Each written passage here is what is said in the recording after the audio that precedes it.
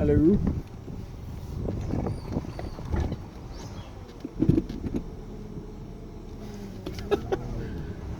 The kids raked the leaves into a pile. I didn't even see that.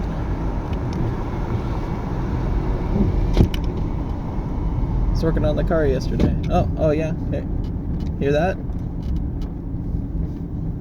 Do you hear what you don't hear? It's that front left brake pad. Changed out yesterday. First time. Apparently, first try. Apparently it's pretty easy. So I'll do the other one, the one on the right, today. I mean, maybe. Maybe I'll just wait until it starts squeaking. It had worn unevenly on the rotors. But, I don't think that's a big deal. Yet, super easy to replace. And just in the interest of time, I had called someone and asked how much they would charge. It's like a freelancer. And he said $70. So, probably an hour of work for both of those. $70 an hour. That's like what I charge. But I would rather know how to do it myself. So, I did, and everything went better than expected. I did get myself completely covered in just black tire grime and brake pad dust and all that. So I was like, I had my hat on, and I generally tip my hat up, and I kept getting sweat in my eyes, and I'm like, genius, that's why you put your hat backwards. So I turned my hat backwards so that it was across my forehead as like a sweatband, and no problems after that. But in grabbing my hat to turn it backwards, I just smeared the whole thing with black.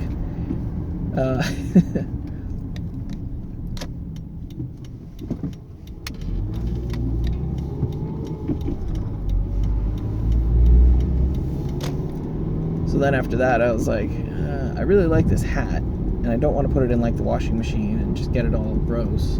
But I also don't want to be ridiculous with it, you know, baby it and all that. So I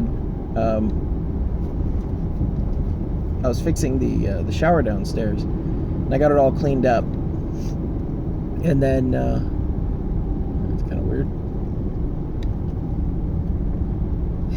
I got it all cleaned up.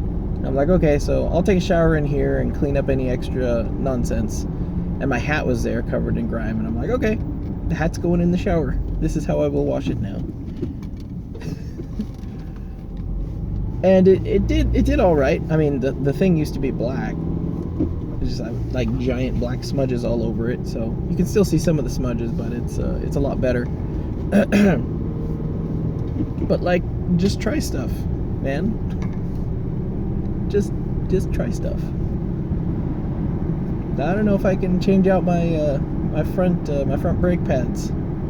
Just try stuff.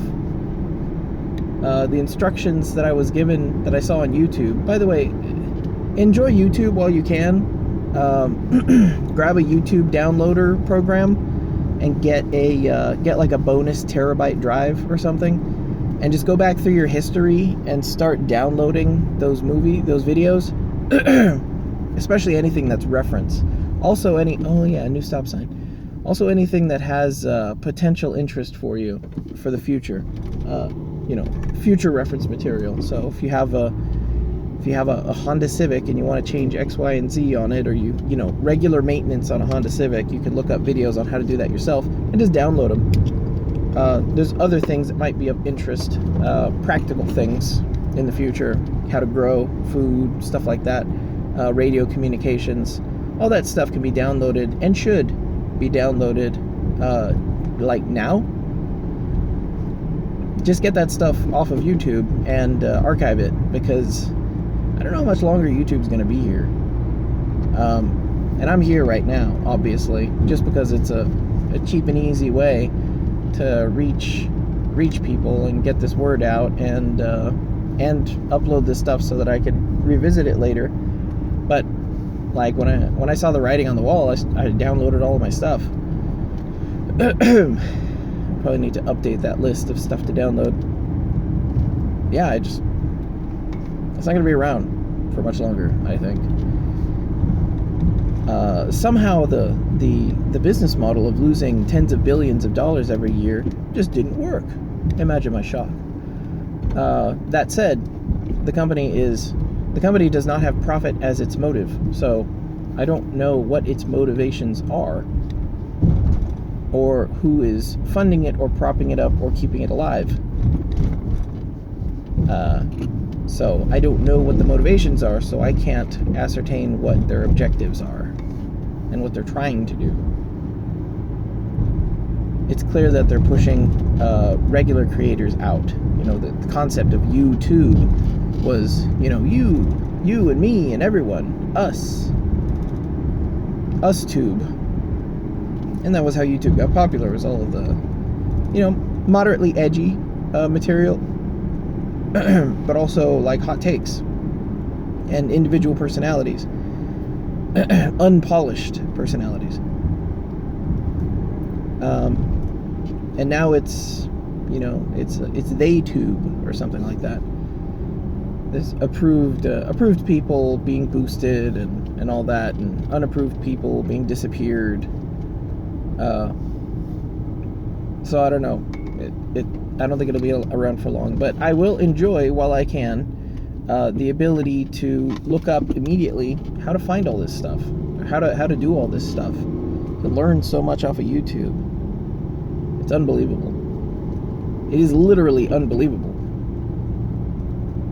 Said, you'll have access to HD video of people people teaching you how to do car repair, like for free on your phone, on your pocket supercomputer. Like, yeah, sure, pull the other one.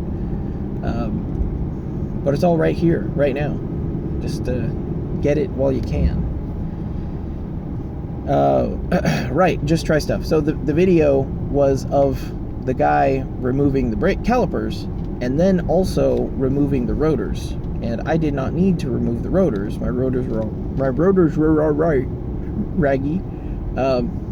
So I undid the first two bolts and removed the calipers, and then went to undo the rotors, and I just really couldn't get that nut loose. And I was trying to figure out if I needed like a bigger wrench or something like that. And then I just kind of saw the brake pad sticking out there, and I'm like, well, maybe I'll just pull on it.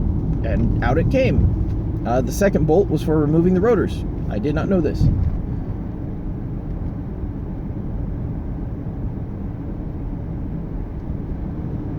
Yeah, we're okay. So, just try stuff. Trying stuff is free.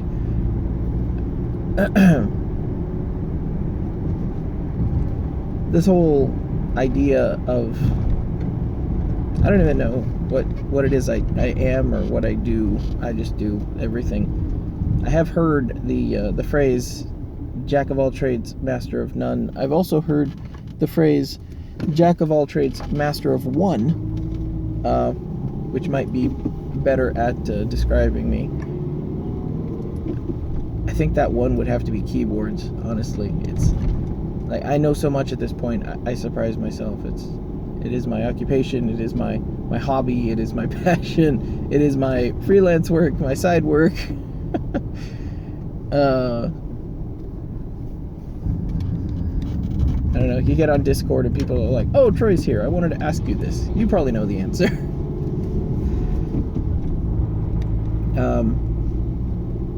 So yeah, I do lots of stuff, and I'm interested in lots of stuff, and that's what makes these vlags very strange, and kind of confusing sometimes. I do like to listen to them later.